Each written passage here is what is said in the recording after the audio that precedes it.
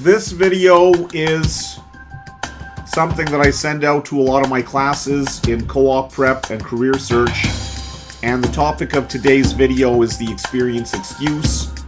I know a lot of you ladies and gentlemen have had some frustrations in the interview, right, or the job search process. And we're going to take care of this once and for all. After today, I hope if you kind of decide to let go of this and move on with your lives. They are not choosing to not hire you because you don't have experience. Think about it. Interviewers are smart people the same as you are. And if they wanted somebody with experience, why would they be talking to you? So the real issue here is they're not hiring you because of the experience factor. This is something they're saying to get rid of you. I know, I've been an interviewer. The interviewer wants to hire the right candidate, and they want to avoid hiring the wrong candidate, because hiring the wrong person, the estimate I've heard, it costs the company about $35,000 if they hire somebody who doesn't work out. Basically, they've lost other good candidates. They're spending money to train somebody who might not be able to handle the job or the politics or the pressure. So the core concept here is they're checking if you have the game, the communication skills, the self-confidence, and the understanding of how the world works to be able to deal with that question. So as technology people, one of the big challenges we have, I know I had it at the beginning, was we want to believe that work is like a computer programming problem, right? If you give it the right data, you'll get the right solution. Now, you need to consider that it doesn't matter how well you can do the job if you can't find somebody to hire you. So how do you present yourself in the interview as being the person that they feel they want to have in the organization? So first of all, success in the interview and the job search begins before you walk into the interview with your research. Know everything there is to know about the company. And I'm going to give you a link to my material for career development where we talk about how to do research. But you should know about all of their current projects, what they're working on. It's all publicly available information, right? We call it OSINT, Open Source Intelligence. And the second principle here is when they look for you online, what are they finding? Are they finding that you have a blog or a YouTube channel, right? Do you post every week about some interest of yours which is related to that thing you're searching or studying for? And there's lots of ways to do it these days, right? I told you guys in class the story of a lady, I forget her name right now, but she's a big trainer in Power BI. And she was living in Sweden, and she was a marketing professional. She was sitting at home taking care of the babies. She wanted to kind of get back into the work world. So she decided to make herself an expert on Power BI. She became a valued contributor in Experts Exchange, and she started a blog. She started sending out her training materials, and now she makes quite a good living as quite a valued trainer in Power BI. So don't tell me she can do that and you can't, because I don't believe it. And step number 3 here, or principle number 3 of our 3 legs principle, is build language and presentation skills. Learn to present yourself with confidence. Learn how to lead the conversation. So now the interviewer says, you know, John, Mary, do you have experience in this job? And your answer is, Mr. Interviewer, thank you for the question. Yes, your company is hiring for a mobile app developer or a Power BI data analyst or a customer support analyst. And for the past year, I've been quite active in this community. I have a blog, as you can see. I post every week. I've talked about a number of issues. I've given talks at meeting.com, events, whatever. Like, you fill in the blank, you make your game plan, but you present that you have actually been doing things related to that job right now. So some people will value that and accept it. Others may not care about it, but that's the correct answer, right? They're not asking you, do you have experience? Because they want somebody with experience. They know you don't have experience. You sent them your resume already. What they want to find out is, how do you deal with potentially stressful or questions intended to take you off your game? Because at work, there's politics, right? There's stress, there's dealing with customers, there's dealing with other colleagues and coworkers. So they want to see if you have the communication skill and the mental focus to keep the ball moving forward when people are, or potentially when obstacles or obstructions come up in the way. So anyway, you have my open invitation, right? If anybody wants more information on this, let me know. Now, what I'm going to suggest to anybody who feels like they're not getting their opportunity because they don't have experience, work this process for 30 days. Take a look at the attached link I gave you to my career development material.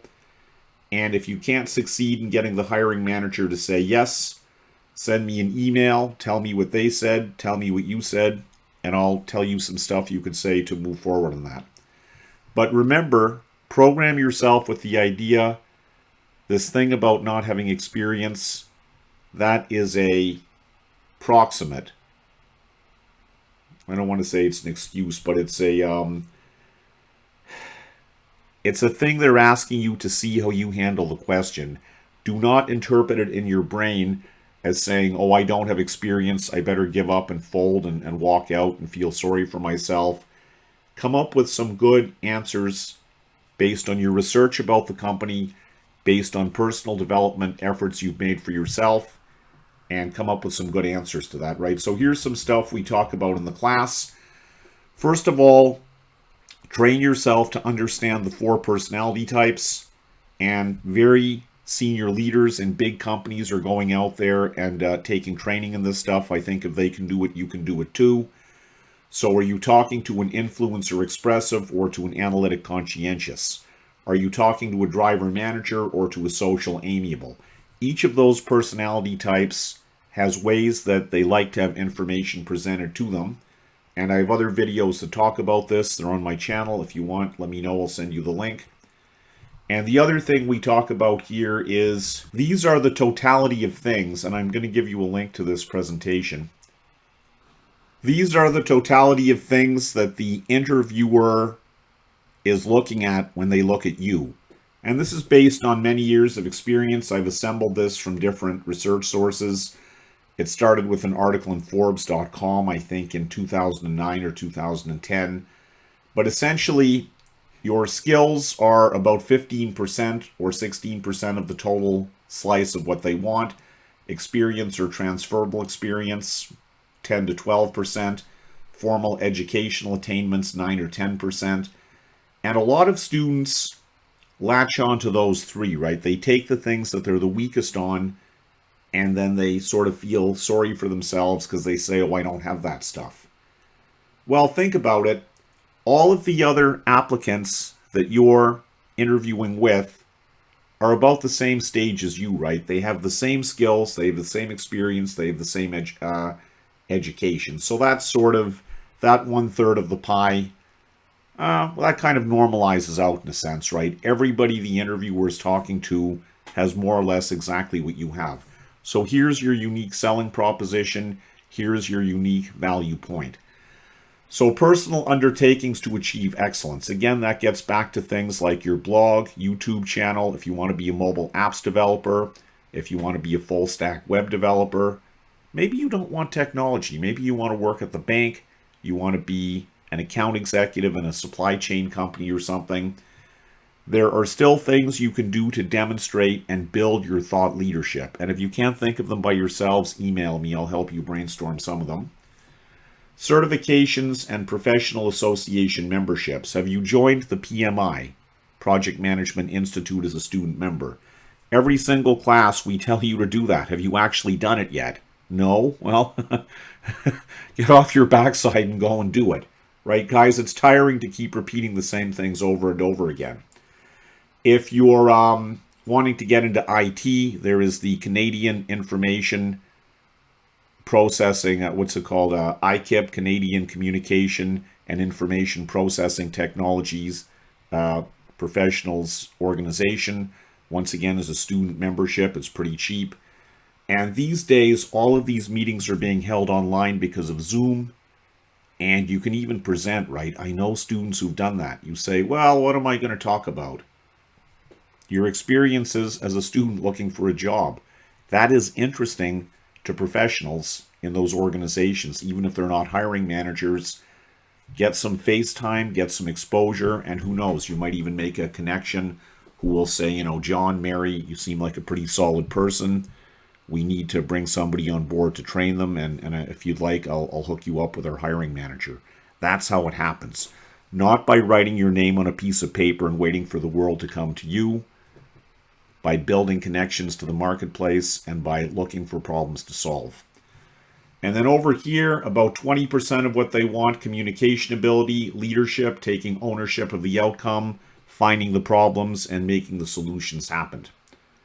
So do you understand, and are you training yourself in how to communicate with these different personality styles? Do you know the 3 modalities of communication? Tactile, auditory, visual. Do you know how to speak to people in those different styles? I have videos on that stuff I'll share with you. And if I get enough interest, I'll leave it up to you. If you can put together 8 or 10 of your classmates, we'll even do a Zoom call, and I'll do some individual training. Like I'll do direct sort of Zoom call training if I get enough interest for that, right? If it's like one person, it's kind of awkward because we don't have enough group energy. But if you guys have the interest, I will give you the training. No cost, no problem. I just want to see you succeed. So pay attention to this, pay attention to this, and pay attention to the 3 stools principle. Develop your research skills. Walk into the interview knowing everything there is to know about the company. The interviewer wants to hire you, right? They're not against you. If you think they are, you're wrong. They actually have one less thing on their to-do list. They can hire the good candidate. Give them the right data points to see you as being the right candidate. Build your name in the community you want to play in. What are you doing to create thought leadership in your realm of interest? So these days, when I was your age, we didn't have this stuff, right? We couldn't make a blog in 1985. Do you have a blog? Do you have a YouTube channel? Do you research? Do you interview people, right? You go on LinkedIn to do your information interviews. Well, invite, say Mr. Smith, Mrs. Johnson, I have a YouTube channel. And would you have 3 or 4 minutes for me to do a Skype interview with you on my channel? Well, most people like to kind of be valued. You'll say, sure. Then you bring them on, you interview them, and then you're kind of building the value of your channel because other people will go and look at it to get those ideas. Build languages and presentation skills. Present yourself with confidence. Learn how to lead the conversation. Because I can tell you that in the corporate world, the last thing an employer wants is somebody who's sitting around waiting to be told what to do. They have no inspiration. They have no excitement, no enthusiasm. They're just sort of sitting there waiting to be told to do something. It's kind of tiring to deal with people like that. But if you're in there at 6 a.m., right, you're working your plan, you go to your manager with solutions, not problems, right? You don't say, Mr. Johnson, we have a problem in so-and-so. You say, Mr. Johnson, I've observed some of our customers are having an issue with this type of a thing, and I put together this little process here, a website. They can log their concerns, and then we can capture them and process them and assign them to a help desk person to action and get back to them.